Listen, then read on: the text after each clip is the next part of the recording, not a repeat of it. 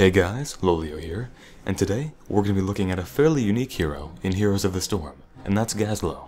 Alright, what you need, kiddo? Since I started playing Heroes, Gazlowe has been one of my favorite characters, and that's primarily because he's just so unique. No other character plays like him. Gazlowe is classified as a melee specialist, which essentially just means that he has a pretty unique kit. His abilities are focused around pushing lanes, killing minions, and destroying structures. He's definitely much stronger while pushing lanes or taking out buildings or merc camps than he is in a straight up fight, but with the right talents, he can definitely hold his own. Later on in the game, he can easily win team fights by using some awesome ability combos. So to summarize Gazlowe's strengths and weaknesses, he's very good at killing merc camps, I would say better than any other hero in the game. He has amazing clear speed. He also has a high amount of zone control and can easily lock down areas. And later on in the game, his ability combos can definitely help his team win fights. For cons, well, he's very squishy, and if you're caught out, you're likely going to die. He has no escape, which contributes to his lack of defenses. And he's very reliant on his team to follow up on his abilities and combos in order to win games. So let's go over Gazlowe's abilities. Anytime you want to get out of here, just let me know. His Q is his bread and butter. These are his turrets, which are where the majority of his damage comes from. They also give him a lot of zone control. For example, if Gazlowe is surrounded by his turrets, he can often ambush enemy heroes that would otherwise be able to kill him. They also tank damage from mercenaries for you if you position correctly, which makes them very useful defensively. The turrets do have a high mana cost, but they drop scrap, which restores a bit of mana and makes them less costly than they initially appear. Learning to place turrets correctly is one of the many nuances of Gazlowe. When you're killing mercs, make sure to have turrets between yourself and the merc, so that they'll tank the damage for you. If you're against golems or in teamfights, you'll want to avoid stacking them on top of each other, or the AoE moves will take out all your turrets. Gazlowe's W, Death Laser, is his only long-ranged ability. To be honest, it's pretty weak right now. A lot of Gazlowe's overestimate its usefulness and end up using it on merc camps or in a lot of teamfights, and I'm often able to outduel other Gazlowes who try to use it on me. This skill is only strong when you can charge it up for a few seconds, during which you can't do anything else like throw more bombs or drop turrets or even move, so it's pretty weak overall. In most cases, it's less damage than just straight up melee. There are some occasions where Death Laser is useful. It's great when you want to do a bit of damage from a distance without making yourself vulnerable, and I also like to use it to finish off people who are running away when none of my other abilities can reach them.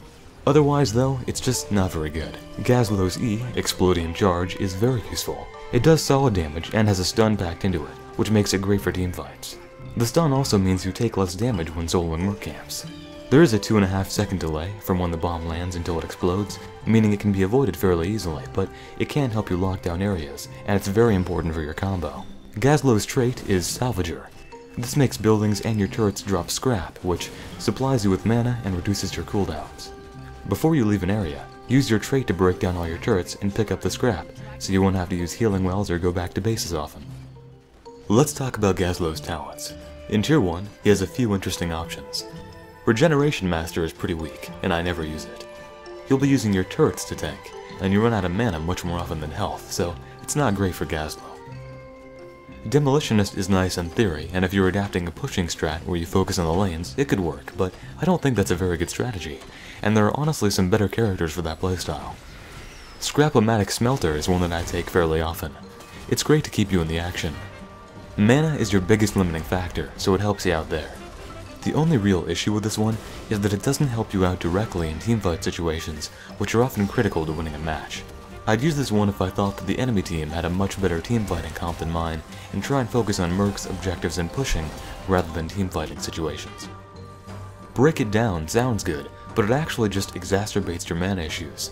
I've tried it at times, and being able to use heroic abilities more often is useful, but it's just not fun running out of mana all the time. Extra TNT is a great talent, and it's my default choice for this tier. It allows you to get considerably more damage on minions, mercs, and in teamfights. It also synergizes well with later talents, and helps your combo. Tier 2 doesn't have a lot of good options. They're all kind of okay. Superiority is nice for soloing mercs, but if you're using turrets correctly, it shouldn't matter that much. It does allow you to solo golems earlier, which can add a lot of early pressure, but it's pretty weak late game, and you can clear mercs extremely fast, and it has no value against heroes. I sometimes take this one for early game merc pressure, especially if I'm being harassed by enemy heroes in lane, and I want to start taking mercs but I don't want to have to go back to base. But overall, I don't think this one is the best one. Clockwork Steamfist is primarily a lane pushing talent. Against mercenaries, your turrets will die before their timer runs out, and so it's not very useful there. Teamfights are usually over or have moved locations before your turrets expire anyway, so it's not good there either. I prefer to focus Gazlowe on mercs and teamfighting rather than pushing, so I tend to avoid this one. Reduce, reuse, and recycle is probably the best choice in the tier, but it's still not that great. You will occasionally be pushing lanes, and the extra scrap gives you more uptime on your abilities, and it keeps you in the action more, so it's okay, but it is a bit underwhelming. Promote is a great talent for both laning and pushing, acting similar to a mini merc camp. To be honest, I haven't really used it much, but I'm actually beginning to think it is a viable option since nothing else in the tier is very good anyway. Being able to buff a couple of minions and have them push a bit while we teamfight somewhere else is definitely useful, so I recommend you guys try it out and tell me what you think. Tier 3 has some great options, and can vary your playstyle and effectiveness more than any other tier. Rocket Turret XL is great for clearing out minions, knights, and giants. This is the all-rounded talent in the tier because it's helpful for pushing, merc camps, and in teamfights, but it's not as good as the other individual talents in their respective areas. Mercenary Lord makes your merc camps much more effective. It doesn't directly help you in teamfights, but if your team can distract the enemy, your mercs will rip through their structures while the fights are going on. The main problem with this one is that if you can't get mercs, like if the enemy is ambushing you at your camps, it's pretty useless. So if you find yourself being ambushed and ganked while trying to clear the camps, I wouldn't take this one. Engine Gunk is the best teamfighting talent in this tier. It can be used both offensively to limit the enemy's escape or to set up your combo, or defensively to allow yourself to run away. It doesn't help against minions or mercs, but games do often come down to the teamfights, and that's where this one shines. First Aid is just bad. The healing is too slow to help you in a fight, and you can just return to base after one, so don't take that one. Mule is great on other heroes, but Gazlowe's got too many better options in this tier to even consider it. Tier 4 are your heroic abilities. Gravel Bomb is going to be your primary choice. You've probably heard me reference a combo a few times, and this is the ability that sets it up. Preferably while already having a few turrets set down in the area, what you do is you throw down an Explodium charge, which you follow up immediately with a Gravel Bomb. If you time it right, you can trap the entire enemy team in a stun field while doing a lot of damage to them. And when you combine that with a Tier 5 talent, you can throw another charge right afterwards, stunning them again. This combo is really one of Gazlowe's best traits, and mastering it is critical to being effective. Robo Goblin is okay, and there are situations where I take it, but overall it's just not that good. It allows you to essentially become a mini Dragon Knight when it's up, and with Robo Goblin you can solo golems as soon as you get it, which helps to apply early game map pressure. It'll also help you take out enemy golems and mercs defensively. One of the primary disadvantages of it is that you can't mount while it's active, nor can you cancel it, and this lack of mobility really makes me dislike it, because Gazlowe's already a sitting duck most of the time. So a lot of times when I use Robo Goblin, I just end up being caught out and I die. In Tier 5, you have a couple of choices. Burning Rage is nice for everything, but it doesn't have any utility. Clearing out merc camps, minions, buildings, and doing more damage in teamfights is always nice, so I would recommend this one if you want one you can just pick and kind of forget about and increase your effectiveness at everything. Quick Release Charge is easily the best talent in the tier though. It synergizes well with extra TNT, allowing you to do a lot of damage and stun twice in a row. It also makes your Gravel Bomb combo even stronger. Easy Peasy Dimensional Ripper is bad because Death Laser is just trash. If this talent came much earlier, like Tier 2, it might be worth taking, but the bottom line is you just don't use the ability very much. Sprint is a nice talent, but not for Gazlowe. More bombs or AoE damage is just better. For Tier 6, you really have one choice. Long-range turrets sounds great on paper, but in practice, it's just not. It doesn't help you against mercenaries, and teamfights are either going to move far enough away that it doesn't matter, or they'll be over too fast for it to matter. Turret storage, on the other hand, is a much better choice. Combine this with Engine Gunk and Quick Release Charge, and you contribute a lot to teamfights. Instead of longer range turrets, you can just cover more area by having more of them placed around the map. Hyper-Focus Coils and Goblin Fusion are two more Death Laser talents. We've established that Death Laser isn't very good, so that should steer you away from these already, but one of the main problems here is that these two compete with each other in the same tier. If you could take both of them, or take them earlier, it might not be so bad, but because they compete, you can't take them. As for Stoneskin, well, you're too squishy even with it up to really help you, so I avoid it. For Tier 7, you have a couple of choices. Resurgence of the Storm is a nice crush to have if you're dying often. It basically allows you to get caught out without dooming your team late game. I don't really think that enabling that is good though, and there is a better option that's here. I do use it sometimes though, if I know that me coming back is going to be critical to salvage a fight or something. Swift Storm is a bit weak. Being dismounted sucks, but it's more annoying than anything else. And it's not a big enough deal to justify taking up a level 20 talent spot. If it allowed you to mount instantly, it actually might be viable. Miniature Black Hole is going to be your main choice in the tier. An upgrade to your ult just makes your combo even more deadly. One thing to note about it is that because it makes the radius larger, it actually takes a bit more time to contract and bring everyone into the center, so you will have to adjust your timing slightly, but it doesn't take long to get used to. As for Merc Lord, well, if you took Robo Goblin at first, you may as well upgrade it. It lets you do a bit more sustained damage in team fights, so if you can avoid being killed, it is pretty effective. It also really makes you the equivalent of a Dragon Knight, so if your team can distract the enemy, you can try and do some fun stuff like go solo their core from 100 to 0, but I don't really recommend that. Now that we've covered his abilities and talent build, let's talk a bit about how to play Gazlowe. For the first 2 to 3 levels, I usually like to lane. You can push pretty hard with your turrets and bombs, but I'd advise against doing that for a couple of reasons.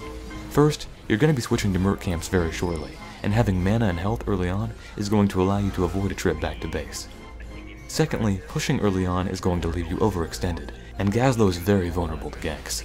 Because you lack mobility, escapes, and defenses, you're going to die early on if you're not careful. Most of the nuance in Gazlowe's playstyle is deciding when to do Merc camps. He's great at clearing them, but early on it does take a little bit of time, so you want to avoid doing it when teamfights are about to happen or if an objective is spawning. It can be tempting to try to solo Mercs on your opponent's side of the map, but it leaves you far too vulnerable, so I'd avoid doing that. In fact, be careful even with your own camps. Because you're weak 1v1, if the enemy team goes for you, you're usually dead even just against one hero. When clearing out Mercs, remember to let your turrets soak as much of the damage as possible. They'll target your turrets if they're closer than you, but if you drop down a turret and they're already targeting you, you'll have to move back slightly. Remember that Death Laser is bad and does less damage than your melee attacks, so don't worry about using it while you're taking out Mercs. If you are ganked, you're not likely to get away, so don't try to. I prefer to stand and fight, because there are times when you can definitely win. If you have turrets already set up, and you can land your stun, you're usually going to be okay. Kite them around if you can, but don't leave the circle that the Mercs are in, or they'll take the camp from you. On Haunted Mines, I like to lane early on. I'll grab the Siege Giants when the mines are first opening, so that the enemy team has to decide whether to fully commit to the mines, or to send someone to deal with the Giants. Haunted Mines only has 3 Merc camps on the entire map now, which means that team fighting talents are a lot better than Merc ones, so don't grab Mercenary Lord here.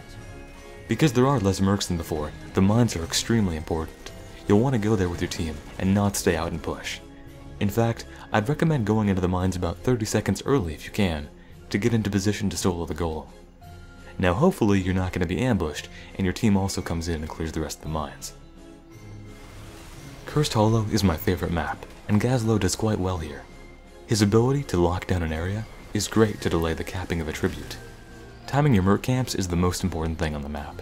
It's best if you can time it so you have Mercs up and pushing during every tribute, but make sure that you don't waste time doing camps when a tribute is spawning. Once a tribute is spawning, rush over there and put down some turrets and lock down the area. After each tribute, grab a Merc camp, but don't be greedy and try for more because another tribute's gonna spawn and you'll be torn between finishing the camp and going to the tribute, and you're gonna choose the Mercs and your team is going to be mad at you. Tributes are the absolute most important thing on the map. Drop everything else to go for them. On Dragonshire, because of Gazlowe's zone control, you'll want to go either top or bot and help take a shrine. Bot is slightly better because there are more Merc camps nearby, and the bushes line up better with the shrine, allowing for better turret placement. However, top is fine too, so don't worry about it too much.